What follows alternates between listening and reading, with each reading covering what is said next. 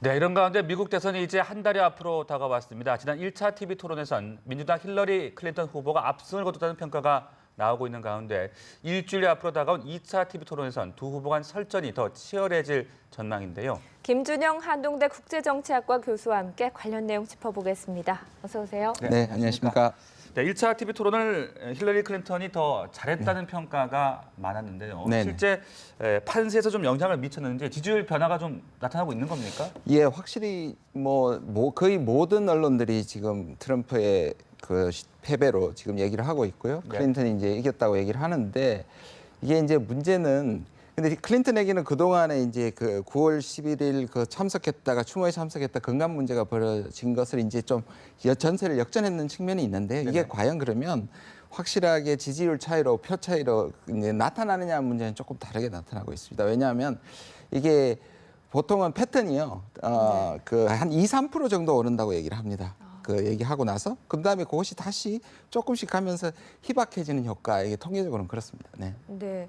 그럼 토론 평가로만 보면 클린턴 후보가 훨씬 앞섰더라도 결국은 그 상쇄 효과가 있어서 점점점 줄어든 것이다 이렇게 네네. 분석하면 되는 건가요? 예, 왜냐하면 두 가지 이유가 있는데요. 네. 하나는 이제 사람들이 좀 주관적으로 이것을 본다는 겁니다. 네. 왜냐하면 내가 예를 들어서 이제 트럼프 지지자면 트럼프가 네. 잘했다고 느끼는 것이고, 그다음에 이 클린턴 지지자면 클린턴이 잘했다고 얘기하는 것인데, 그다음에 끝나고 나서는 전부 다 뭔가 다른 부분에 대해서 비난을 한다든지 이런 것이 그 나중에는 이게 투표로 지지율로 그대로 반영이 되지 않는 경향을 보이고 있습니다. 네. 네.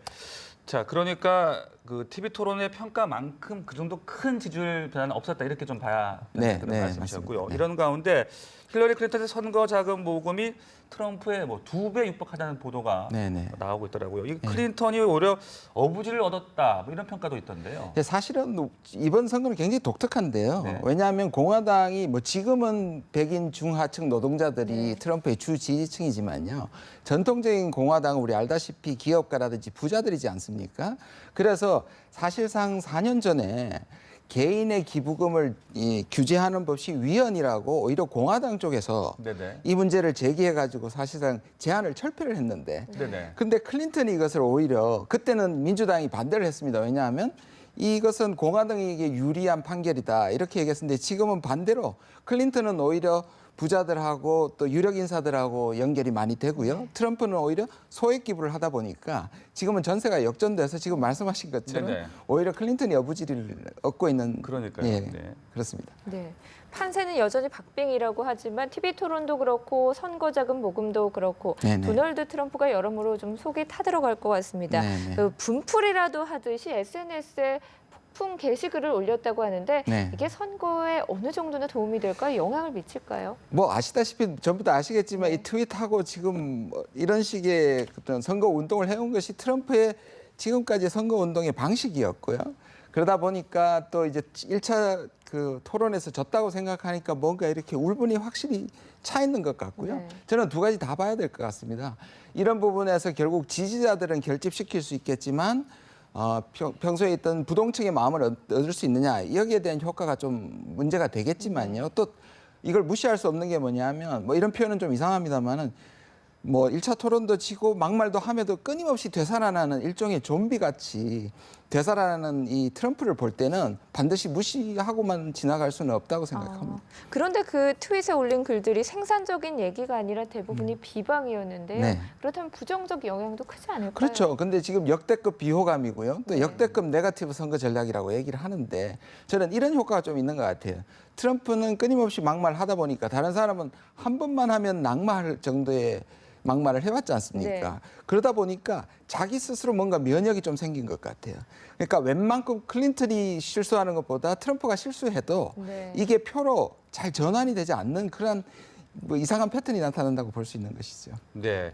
자, 이제 2차 TV 토론을 또 앞두고 있습니다. 1차 때와는 좀 형식이 달라진다고 하던데. 네, 맞습니다. 정리를 좀 해주시죠. 예, 첫 번째로 꽉 짜여져 있고요. 네. 또 이슈도 30분, 30분, 30분 이렇게 나눠져 있고 그다음에 두 사람만 얘기를 했지 않습니까? 네.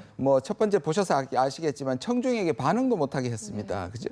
근데 이번에는 타운홀 방식이라 그래가지고 갤럽에서 좀 무당파, 부동층을 좀 모아가지고 직접 타운홀에서 직접적인 그 유권자들과 대화를 하고 이제 유권자들이 질문을 던지면 거기에 대해서 2분간 후보자들이 대답을 하고 좀 더 보충이 필요하면 사회자의 권한으로 재보충을 하고요. 네. 또 특이할 만한 것은 반은 그렇게 하고 반은 또 SNS상에서 문을 열어놔가지고 예. 질문을 받아가지고 그걸 또 사회자가 질문하게 되어 있습니다. 네, 자유로운 형식이니만큼 변수가 네. 상당히 많아질 것 같은데요. 네. 흔히들 클린턴은 토론의 달인이라고 네네. 하고 또 트럼프는 TV 리얼리티 쇼에서 큰 인기를 얻지 않았습니까? 누구에게 더 유리한 상황이 될까요? 그게 지금 관심을 두고 보셔야 될 부분 같은데요. 그러니까 뭔가 임기응변에 강하지 않습니까? 네. 지금 말씀하신 것은 리얼리티 쇼까지 했었고요. 그런 면에서 트럼프가 유리하다. 또 트럼프는 이제 더 이상 질 게 없다. 그러니까 확실하게 공격할 것이다 점에서 뭔가 다시 트럼프가 살아날 것이라고 보는 측면이 있는 반면에 네. 좀 흥분을 잘하지 않습니까? 그러다 보니까 바로 뭐 유권자가 얘기했을 때 화를 낸다든지 또 조급하게 대응한다든지 이런 문제가 좀 있을 수 있을 것 같고요. 그다음에 이제 힐러리가 부족한 부분은 뭐냐면 잘 짜여진 것은 잘하지만 네. 뭔가 임기응변에서 너무 모범생이고 너무 딱딱하다. 그러니까 여기에서 뭔가 자신의 남편이나 아니면 오바마가 보여줬듯이 뭔가 따뜻하고 품어주는 그런 모습을 좀 인간적인 모습을 보여주는 게 아마 키라고 볼 수 있을 것 같습니다. 네. 두 후보 모두 이제 약점에 상당히 좀 많이 노출이 되지 않았습니까? 네네네. 어떻게 보면 자신의 또 핸디캡과의 싸움도 될 수 있을 것 같은데 네네. 두 후보가 어떤 전략으로 좀 맞붙을까요? 지금 1차 토론을 보시면요. 예상했던 것은 다 나왔는데 네. 패턴이 어떻게 됐냐면 트럼프의 약점은 이 힐러리 클린턴이 공격을 하면 이게 4번, 5번 공방이 왔고요. 네. 그다음에 힐러리 클린턴의 약점은 한두 번에 끝났어요. 그러다 보니까 오히려 트럼프의 약점이 훨씬 더 많이 드러나 버렸죠.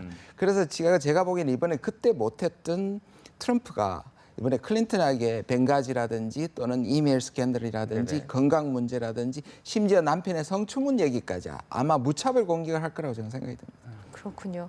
자, 이번에도 2차 TV 토론 진행자가 CNN 네네. 간판 앵커인 앤더스 쿠퍼입니다. 네. 트럼프가 사실상 거부했던 진행자인데 이 부분도 좀 영향을 미칠 수 있을까요? 지금 전체적으로 보시면요. 트럼프가 이거는 지금 클린턴과 트럼프의 대결이기도 하지만 동시에 트럼프와 주요 언론의 대결처럼 보여지거든요. 네. 사실상 미국의 많은 언론들이 좀 진보적 성향을 가지고 있죠. 그래서 원래 공화당 후보자들이 늘 불만이 좀 많은데요. 이번엔 특별히 이것을 트럼프는 스스로 이 언론의 희생자라는 그런 이미지를 계속 보여줘 왔고요.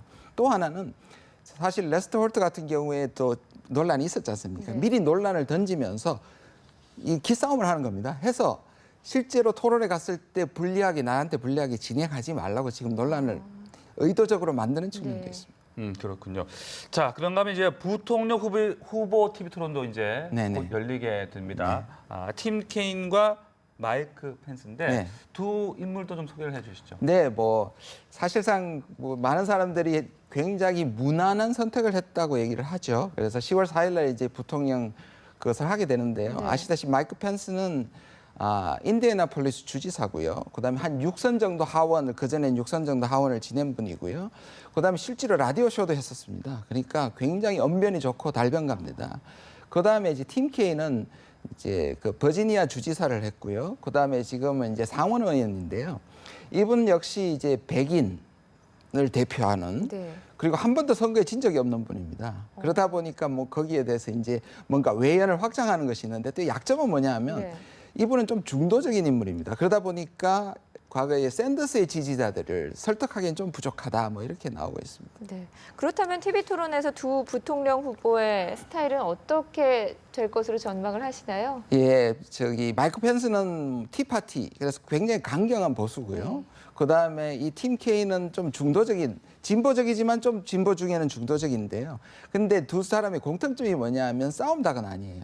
그러니까 선거운동을 막 격렬하게 하는 사람들이 네. 아니기 때문에 미리 김이 빠졌다 이런 얘기도 나오고 있습니다.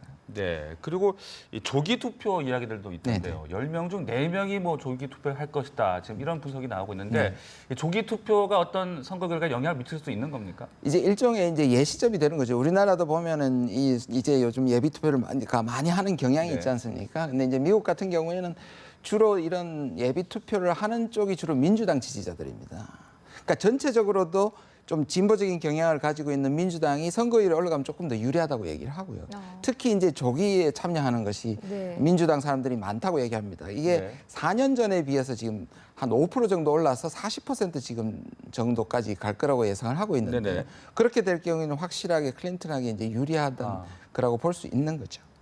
그것도 그렇고 그 투표가 시작된 시점이 클린턴 후보가 토론에서 압승을 거둔 직후기 때문에 또 네. 클린턴에게 유리할 것이다 이런 분석도 있던데 네, 이 맞습니다. 부분에도 동의하십니까? 네, 저는 어느 정도 그렇게 되리라고 생각을 하는데 왜냐하면 부동층이 20%에서 많게는 30% 정도니까 네. 바로 직후에 이것을 하는 부분은 클린턴에게 확실히 좀 더 유리하다고 볼 수 있습니다. 네, 앞으로 있을 2차 TV 토론도 좀 주목을 해서 지켜봐야 될 것 같습니다. 네. 오늘 말씀 고맙습니다. 네, 감사합니다.